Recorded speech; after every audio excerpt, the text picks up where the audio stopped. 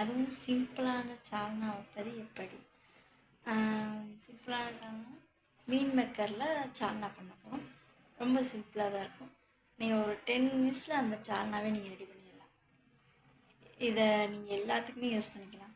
பரோட்டாவுக்கு நல்லாயிருக்கும், பூரிக்கும் நல்லாயிருக்கும், தோசைக்கும் நல்லாயிருக்கும், இட்லிக்கும் நல்லாயிருக்கும். அவ்வளோ டேஸ்ட்டாக இருக்கும்.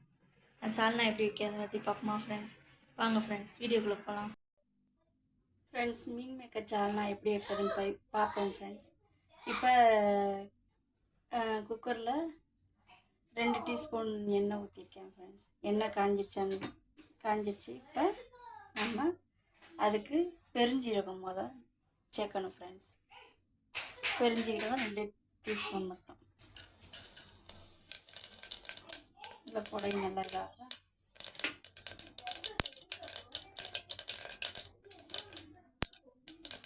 நல்லா பொடிஞ்சு வருது. இப்போ நம்ம பெருசாக அறுத்து வச்சுருக்க பல்லாரி ஒன்று எடுத்து வச்சுருக்கோம் ஃப்ரெண்ட்ஸ். இதையும் உள்ள போடலாம். சிம்பிளாக சால்னா செய்வது எப்படி அதுதான்.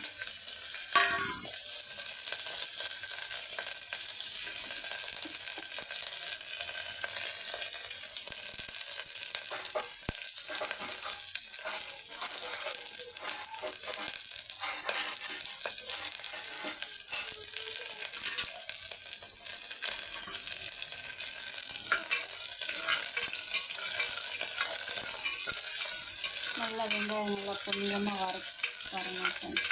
நல்லா வதங்கி வரணும். அது நல்லா வதங்கட்டும். நம்ம அடுத்து மிக்ஸி ஜாரில் என்னென்ன சேர்க்க போகிறோங்கிறத பார்ப்போம். மிக்ஸி ஜாரில் தேங்காய்ச்சல் 2 தேங்காய்ச்சல் சேர்த்துருக்கேன் ஃப்ரெண்ட்ஸ். சின்ன தேங்காய் வந்து அரை மூடி எடுத்துக்கோங்க ஃப்ரெண்ட்ஸ்.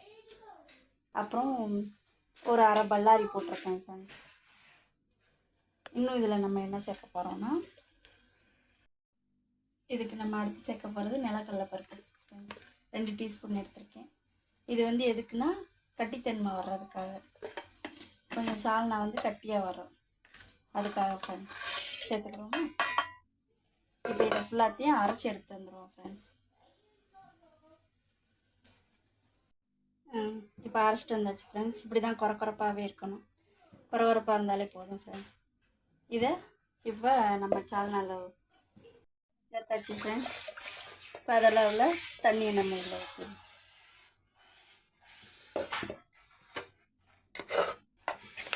இதை நல்லா கிண்டி விட்டுட்டு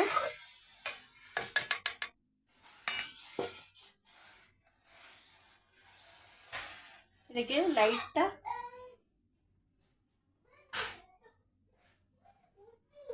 நம்ம கறி மசாலா பொடி சேர்க்க போகிறோம் ஃப்ரெண்ட்ஸ். லைட்டாக இல்லை, நிறையவே சேர்க்க போகிறோம். ஏன்னா அதான் உரப்புக்கே நம்ம போட போகிறோம் ஃப்ரெண்ட்ஸ்.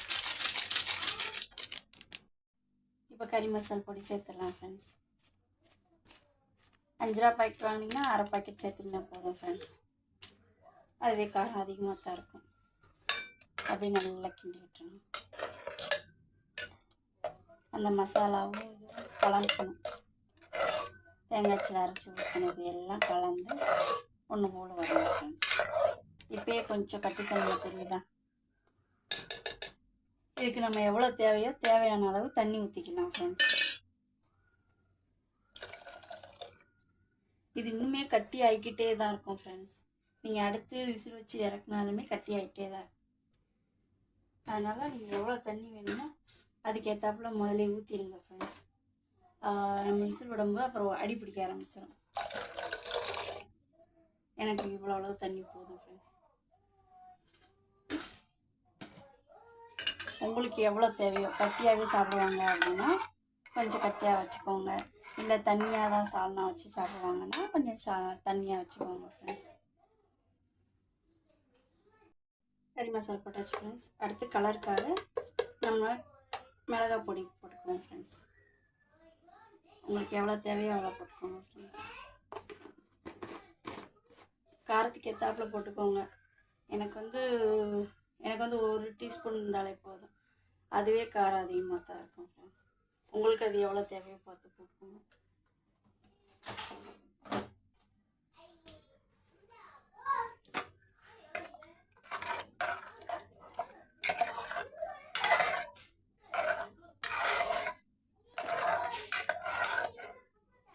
சால்னா முழுசாக ரெடி ஆனோன்னு தான் ஃப்ரெண்ட்ஸ் கலர் இதெல்லாம் தெரியும்.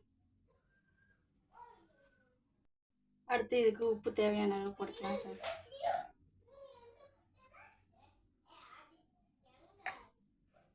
இப்போ இது வந்து என்ன சால்னா, மீன் மேக்கர் சால்னா. அப்போ இதுக்கு தேவையான மீன் மேக்கர் நம்ம சேர்க்கணும். அப்போ நம்ம ஃபஸ்ட்டு மீன் மேக்கர் சேர்த்துருவோமா?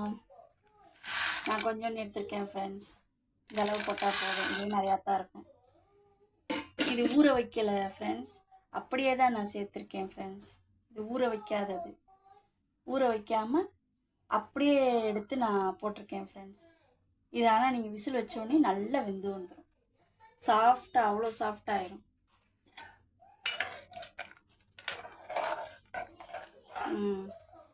அவ்வளோதான் ஃப்ரெண்ட்ஸ். இதுக்கு உப்புலாம் கரெக்டாக இருக்கான்னு முதல்ல எல்லாத்தையுமே செக் பண்ணிக்கோங்க. செக் பண்ணிவிட்டு அடுத்து நம்ம இதை மூடி வச்சிடலாம் ஃப்ரெண்ட்ஸ். நம்ம இதை மூடி வச்சிடலாமா? குக்கர் மூடி வச்சு மூடி வச்சிருவோம் ஃப்ரெண்ட்ஸ்.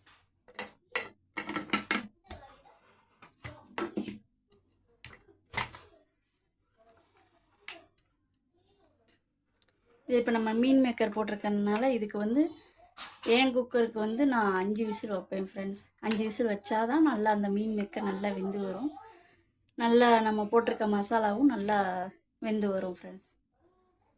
வெந்ததுக்கப்புறம் பார்ப்போம்மா ஃப்ரெண்ட்ஸ் சால்னா எப்படி ரெடி ஆகிருக்குன்னு. இப்போ குக்கரை திறந்து பார்த்துடலாம் ஃப்ரெண்ட்ஸ். விசில் போயிடுச்சு, காற்று போயிடுச்சு. இப்போ நம்ம அதை திறந்து பார்த்துடலாம்.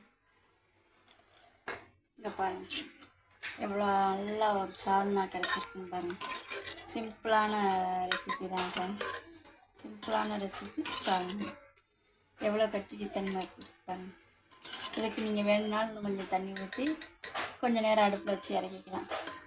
இல்லை இந்த பதம் போதும் அப்படின்னா இதை இப்படியே வச்சுக்கலாம் ஃப்ரெண்ட்ஸ். எங்களுக்கு இது போதும் ஃப்ரெண்ட்ஸ், இந்த அளவு தான் இருக்கணும். இது இருந்தால் நான் இது இப்போ எதுக்கு வச்சுருக்கேன்னா பரோட்டாவுக்கு தான் வச்சுருக்கேன். பரோட்டாவுக்கு மீன் மேக்கர் சால்னா அவ்வளோ டேஸ்ட்டாக இருக்கும் ஃப்ரெண்ட்ஸ். இதை வந்து பரோட்டாக்கு நம்ம ஊற்றி சாப்பிட்லாம், பூரிக்கும் ஊற்றி சாப்பிட்லாம், தோசைக்கும் ஊற்றி சாப்பிட்லாம், இட்லிக்கும் ஊற்றி சாப்பிட்லாம். அவ்வளோ காம்பினேஷனாக இருக்கும் ஃப்ரெண்ட்ஸ். இதை ஒரு தடவை ட்ரை பண்ணி பாருங்கள், எப்படி இருக்குன்னு சொல்லி கமெண்டில் சொல்லுங்கள் friends. Okay, hi friends. Hi friends. போட்டா எப்படி இருக்கு பார்ப்போம்.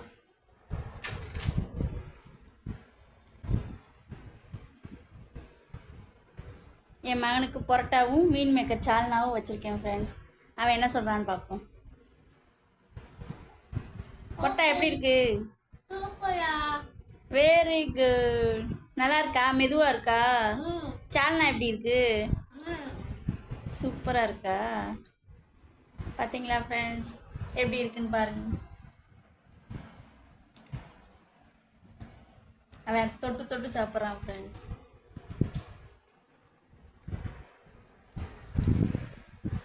ஓகே பாய் ஃப்ரெண்ட்ஸ், நெக்ஸ்ட் வீடியோவில் பார்ப்போம். பாய் சொல்லுங்கள். பாய்.